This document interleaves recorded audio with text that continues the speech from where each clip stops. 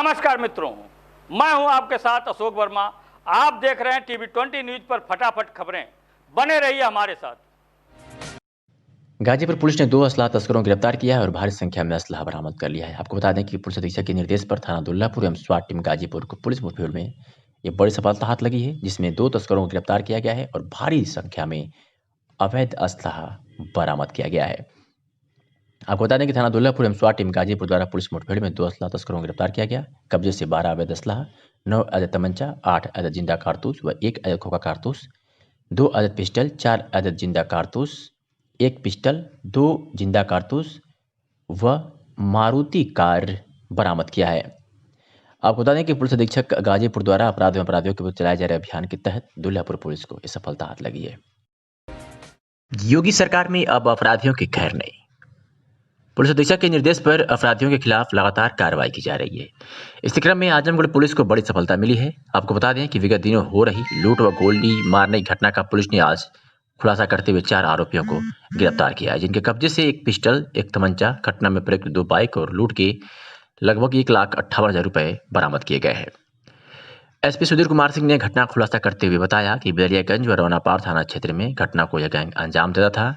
अभी 2 दिन पूर्व ही रौनापार थाना क्षेत्र के चांदपट्टी बाजार के पास एक व्यापारी के तकादा कर लौट रहे कर्मियों से बाइक सवार बदमाशों ने 1,58,000 रुपए लूट लिया था। घटना की सूचना के बाद सीसीटीवी फुटेज के आधार पर पुलिस ने एक अपराधी की पहचान कर ली थी। उसके आधार पर ही एक दिन पूर्व 2 बदमाशों को दबोच लिया गया। उनसे मिले क्लू के आधार पर 2 अन्य बदमाशों को आज पकड़ा गया। बताया जा रहा है कि इन्हीं 2 बदमाशों ने एक माह पूर्व ही बिलरियागंज थाना क्षेत्र के बिंदुवल में एक प्रतिष्ठित कारोबारी को गोली मारी थी और उसके बाद फरार होने में कामयाब रहे। तो वहाँ भी घटनास्थल से सीसीटीवी फुटेज के आधार पर बाइक की पहचान की गई थी, जो इन अपराधियों के पास से मिली है। जिन 4 आरोपियों को गिरफ्तार किया गया है, उनमें संजय यादव, योगेंद्र, सरोज, गुड्डू यादव व बसंत यादव शामिल है। घटना के बारे में क्या कुछ कहा है एसपी आजमगढ़ ने, आपको सुनवाते हैं। देखिए, आज ये जो अपराधी पकड़े गए हैं, इनसे 2 घटनाओं का अनावरण हुआ है। एक घटना 2 दिन पूर्व थाना रौनापार में 1,59,000 रुपए की लूट एक पिकअप वैन वाले से हुई थी, उससे संबंधित है। और दूसरी थाना बेलरगंज क्षेत्र में एक नौमानी है, उनके गांव में उनके गोली मारी गई थी। वो 4/12 की घटना थी। वो संबंधित उन दोनों घटनाओं का आज अनावरण हुआ है। कल देर रात में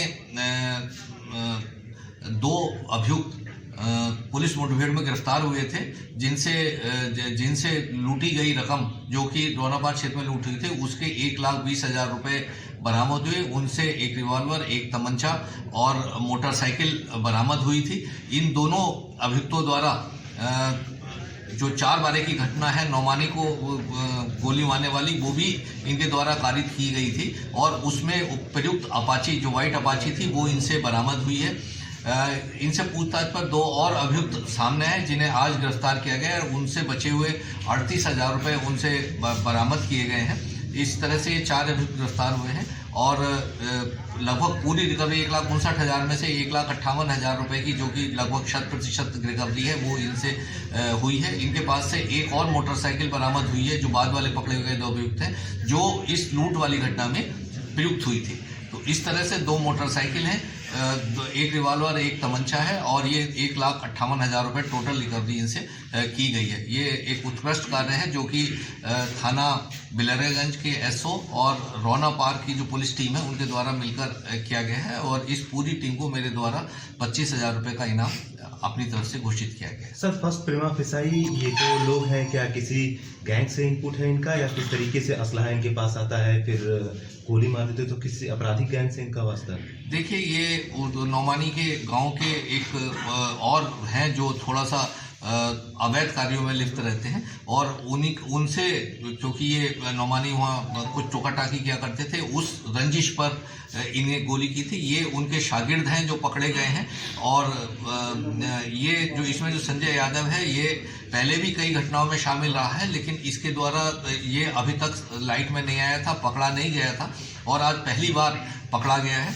और इसके साथ ये जो किन्नू है, ये भी शातिर अपराधी है और बाकी जो 2 अपराधी हैं, वो इसमें एक प्रधान की भूमिका भी सामने आई है, जो कि थाना बिलरेगंज क्षेत्र का है और उसे भी इस घटना में 120 में, क्योंकि जो मोटरसाइकिल है वो बदमाशों को अपने पास रखता है, उन्हें सामान प्रोवाइड कराता है। जो इस घटना में जो मोटरसाइकिल प्रयुक्त हुई थी वो प्रधान द्वारा उपलब्ध कराई गई थी। प्रधान को भी इस घटना में 120 में लूट वाली में रखा गया है। सर, माना जाए कि इनके पीछे भी कुछ लोग हैं तो वो भी जल्दी सामने आ सकते हैं। देखिए, ये जो आपने रिवॉल्वर और तमंचे वाली बात कही, कहाँ से लाए, इसके संबंध में से पूछताछ की गई और जल्दी और गिरफ्तारी होगी।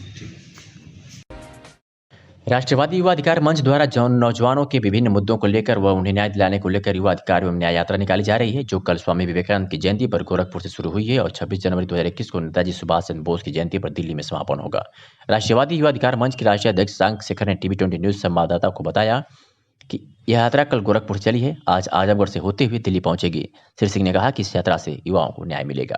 आइए आपको सुनाते हैं कि राष्ट्रवादी युवा अधिकार मंच के राष्ट्रीय अध्यक्ष शशांक शेखर सिंह ने क्या कुछ कहा।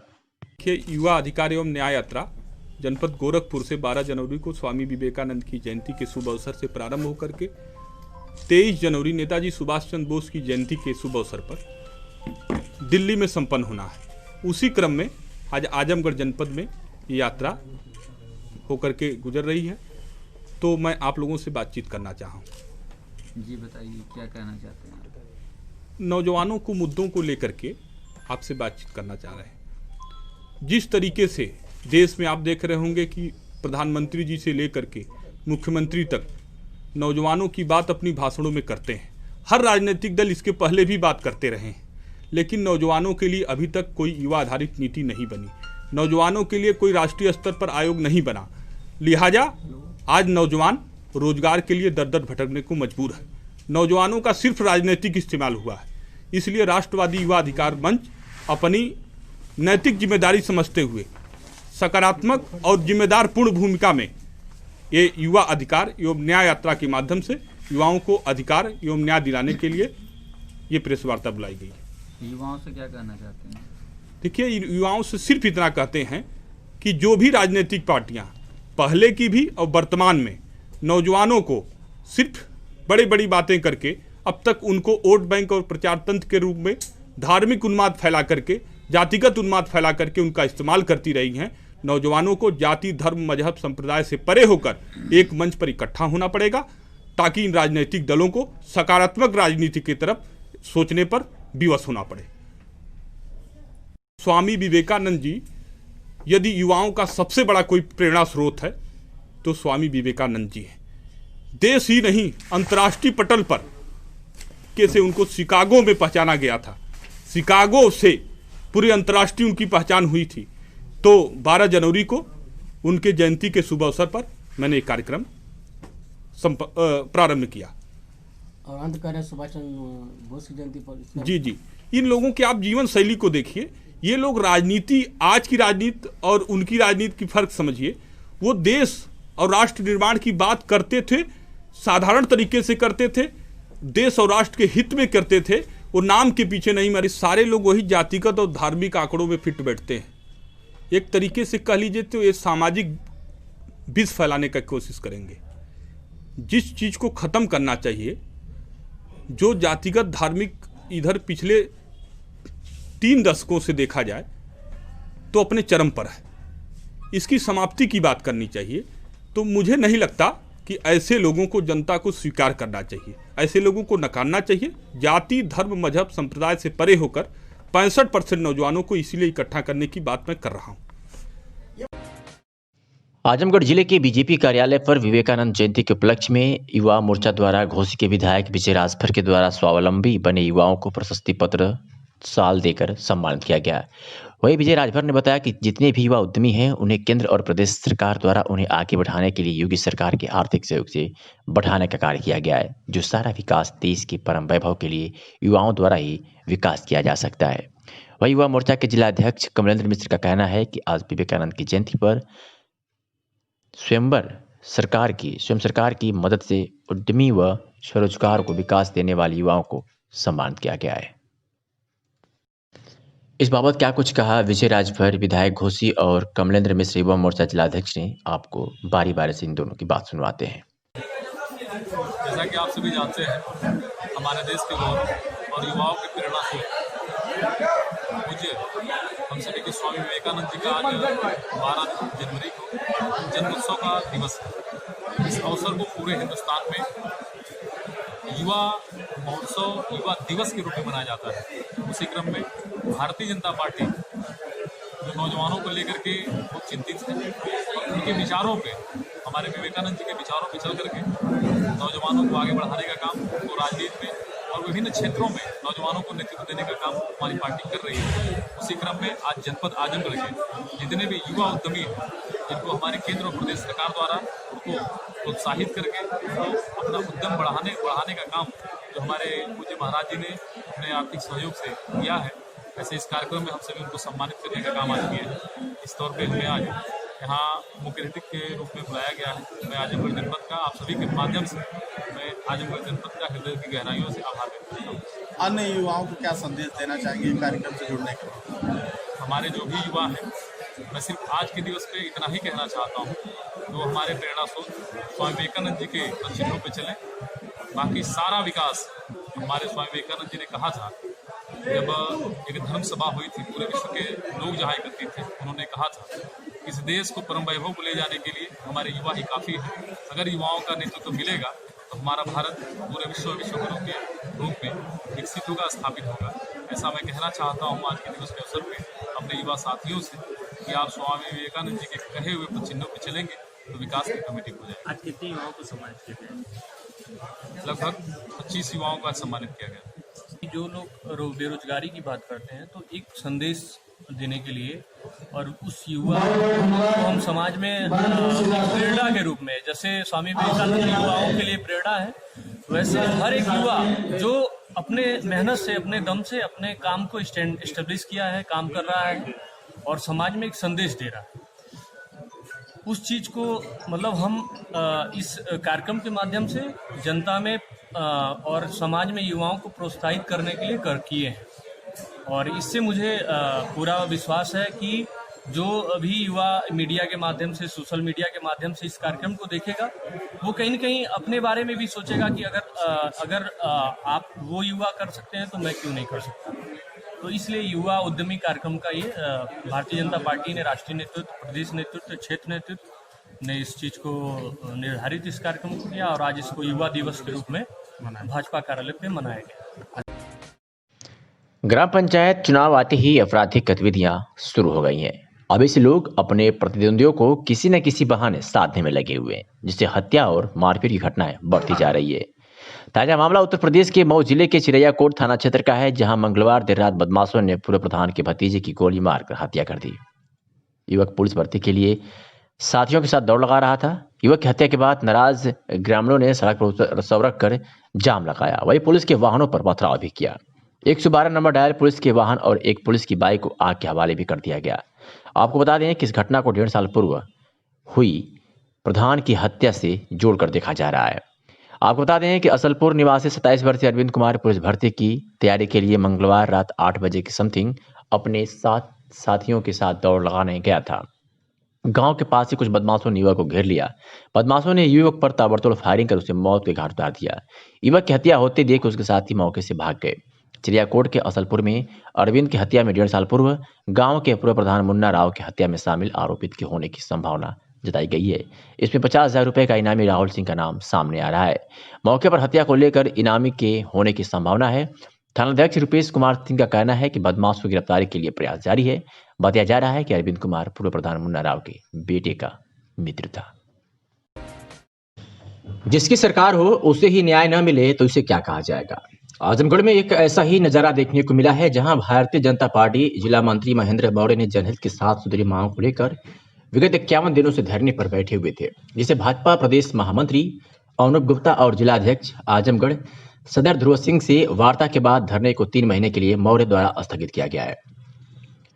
इस अवसर पर जिला महामंत्री विनोद उपाध्याय ने धरना स्थल पर पत्रकारों से वार्ता करते हुए कहा कि यदि प्रशासन जनहित के साथ समस्याओं का समाधान 3 महीनों में नहीं करता है तो भाजपा जिला संगठन जिलाध्यक्ष आजमगढ़ सदर ध्रुव सिंह के नेतृत्व में आगे की कार्रवाई करने के लिए स्वतंत्र है, जिसकी जिम्मेदारी पूर्ण रूप से जिला प्रशासन की होगी। वही धरने पर बैठे जिला मंत्री महेंद्र मौर्य ने कहा कि भाजपा प्रदेश महामंत्री अनुप गुप्ता और जिलाध्यक्ष आजमगढ़ सदर ध्रुव सिंह से वार्ता कर मैं धरने को 3 महीने के लिए स्थगित कर रहा हूं। यदि जिला प्रशासन निजामाबाद तहसील अंतर्गत अवंतिकापुरी आवक जलाशय, मेहनगर तहसील स्थित महामंडलेश्वर, लखराव, हरिबाद जैसे ऐतिहासिक जलाशय की खुदाई के साथ उनके बाहर खुदाई, जिससे नदियों की धारा के साथ मेहनगर में मृत पड़ी लोनी नदी की धारा को पुनर्जीवित करना, रामराज मौर्य निवासी पटेल नगर रानी की सराय के नहर का रास्ता जो बंद कर दिया गया है, मेहनगर के चकखुटवा में पोखरी को कब्जा किया जा रहा है, मेहनगर के दौलतपुर में सुरेंद्र मौर्य की जमीन कब्जाने का मामला, मेहनगर के रजहा ग्राम सभा में SC/SC का दुरुपयोग और ठाकुर प्रसाद मौर्य की जमीन कब्जाने के मामले का समाधान नहीं करता है, तो 3 महीने बाद पूरी जिला भाजपा जिला अध्यक्ष आजमगढ़ सदर ध्रुव सिंह के नेतृत्व में निर्णय लेने के लिए स्वतंत्र रहेगी। इस अवसर पर राष्ट्रीय कार्य समिति किसान मोर्चा ऋषिकेश दुबे, जिला महामंत्री विनोद उपाध्याय, जिला मीडिया प्रभारी विवेक निषाद, जिला कोषाध्यक्ष मयंक गुप्ता, दीपक चतुर्वेदी आदि उपस्थित रहे। क्या कुछ कहा महेंद्र मौर्य जिला मंत्री भाजपा ने, आपको सुनाते हैं।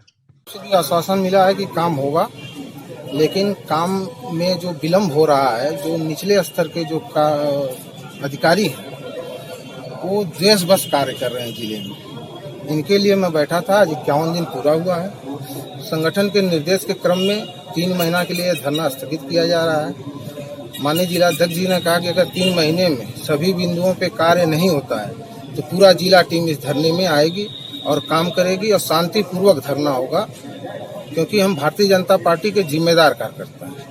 हमारे जलाशय जो स्नान मेला लगते हैं, अवंतिकापुरी आवक जो मृत नदी की बात चल रही है, जो हमारे एजेंडे में है, उसको इनको कार्य करना पड़ेगा। जिला प्रशासन को निष्पक्ष तरीके से जो भी रास्ते रुके हैं, जो लोग रोके हैं, उन पर पूरी कार्रवाई करनी पड़ेगी, रास्ता खोलना पड़ेगा। इनको हर हाल में भारतीय जनता पार्टी के शासन के मंशा के अनुसार कार्य करना पड़ेगा। क्योंकि यह भारतीय जनता पार्टी केवल राजनीतिक पार्टी ही नहीं, संगठन है। संगठन का काम संगठन को चलाना और नीति बनाना होता है। सरकार का काम नीति बनाना और संगठन का काम रणनीति बनाना होता है। तो संगठन रणनीति के तहत अपने माननीय प्रदेश महामंत्री जी और जिला अध्यक्ष जी के वार्ता के क्रम में ही मैं यहाँ आया हूँ और अपने महेंद्र मौर्य जी के इस धरने को समाप्त करा रहा हूँ। लेकिन संगठन का हिस्सा ये भी है, तो संगठन कभी इनके साथ क्यों नहीं खा रहा? इनके आंदोलन में इनकी मांगे सभी जायज हैं। हम लोग भी बहुत दिनों से इनके आंदोलन से जुड़े रहे हैं। वो ऐसी नहीं है जो पूरी नहीं की जा सकती है, लेकिन अधिकारियों की हठधर्मिता के कारण से कभी नहीं पूरी होगी। उसमें अपने जिला अध्यक्ष जी ने अधिकारियों से वार्ता किया, महेंद्र मौर्य जी से भी वार्ता किए और इस निष्कर्ष पर पहुंचे कि अभी इसको 3 महीने तक स्थगित करके उनको कुछ समय दिया जाए, उसके बाद फिर निर्णय लिया जाएगा। और ये खबर लखनऊ से है, जहां भाजपा विधायक संगीत सोम का एक बड़ा बयान सामने आया है, जिसमें उन्होंने कहा है कि जो मुसलमान देश के वैज्ञानिकों, पुलिस और प्रधानमंत्री पर भरोसा नहीं करते हैं, वे पाकिस्तान चले जाएं। उन्होंने कहा कि जिनकी आस्था पाकिस्तान में, वो पाकिस्तान चले जाएं। क्या कुछ कहा भाजपा के तेज तर्रार विधायक संगीत सोम ने, आपको सुनवाते हैं। वैज्ञानिकों पे भरोसा नहीं करते। दुर्भाग्य यही है कि देश के कुछ मुस्लिम देश पर भरोसा नहीं करते, देश के वैज्ञानिक पर भरोसा नहीं करते। हमारी इसी बात की लड़ाई है कि आप अपने देश के वैज्ञानिक पर भरोसा नहीं करते, देश की पुलिस पर भरोसा नहीं करते, देश के प्रधानमंत्री पर भरोसा नहीं करते। उनकी आस्था पाकिस्तान में है तो पाकिस्तान में चले जाएं, यहाँ के वैज्ञानिकों पर आस्था और उनकी वैज्ञानिकता पर कोई शक न करें। Thank you.